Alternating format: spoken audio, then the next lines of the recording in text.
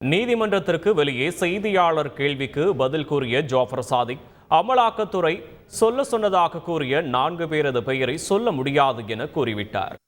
உங்க மேல அலிகேஷனுக்கு உங்க பதில் என்ன சார் சொல்றீங்க? கூடிய விரைவில் கோர்ட் சொல்லும் சார். பாருங்க சார், இல்ல பல்வேறு அலிகேஷன் உங்க மேல சொல்றாங்க, அதுக்கு நீங்க எதுவுமே விவரமா பதில் சொல்லல. உங்களை டார்ச்சர் பண்ணதாவும் கோர்ட்ல சொல்லிருக்கீங்க, அது உண்மையா? அது உண்மைதான் சார். பாருங்க மொபைல் கொஞ்சம் பின்னுவாங்க. யாரோ 4 பேர் பேரை சொன்னாங்கன்னு சொன்னீங்க, அந்த பேர் எதுவும் நேம் பண்ண முடியுமா சார்? இல்ல சார். மொபைல் சமூகத்தில் முக்கிய நபர்களாக இருக்கும் 4 நபர்களை போதைப் பொருள் கடத்தல் வழக்கில் இணைக்க அமலாக்கத்துறை முயற்சிக்கிறது என ஜாஃபர் சாதிக் நீதிபதியிடம் புகார் அளித்தது பரபரப்பை ஏற்படுத்தியிருக்கிறது. போதைப் பொருள் கடத்தல் வழக்கில் கைது செய்யப்பட்ட ஜாஃபர் சாதிக் மீது சட்டவிரோத பண பரிமாற்ற சட்டத்தில் வழக்கு பதிவு செய்து அமலாக்கப் பிரிவு விசாரித்து வருகிறது.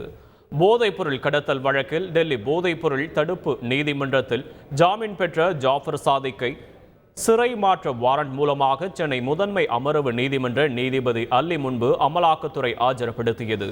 அப்போது ஜாஃபர் சாதிக்கை நீதிமன்ற காவலில் வைக்கவும் 15 நாட்கள் காவலில் வைத்து விசாரிக்க அனுமதி வழங்கவும் அமலாக்கத்துறை கேட்டுக்கொண்டது.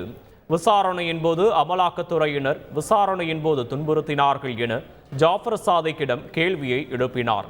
அதற்கு பதிலளித்த ஜாஃபர் சாதிக், சமூகத்தில் முக்கிய நபர்களாக இருக்கும் 4 நபர்களை போதைப் பொருள் கடத்தல் வழக்கில் இணைக்க அமலாக்கத்துறை முயற்சிக்கிறது என்றும் அவர்கள் பெயரை கூற வேண்டும் என அமலாக்கத்துறை துன்புறுத்துகிறது என்றும் பரபரப்பு புகாரை கூறினார். இதையடுத்து ஜூலை 29ஆம் தேதி வரையில் ஜாஃபர் சாதிக்கை நீதிமன்ற காவலில் சிறையில் அடைக்க உத்தரவிட்ட நீதிபதி 15 நாட்கள் அமலாக்கத்துறை காவலில் வைத்து விசாரிக்க கோரிய மனு மீதான விசாரணையை செவ்வாய்க்கிழமைக்கு தள்ளி வைத்தார். ஜாஃபர் சாதிக்கை புழல் சிறையில் அடைக்க உத்தரவிட்டார். உடனுக்குடன் தெரிந்து கொள்ள உடனே சப்ஸ்கிரைப் பண்ணுங்க.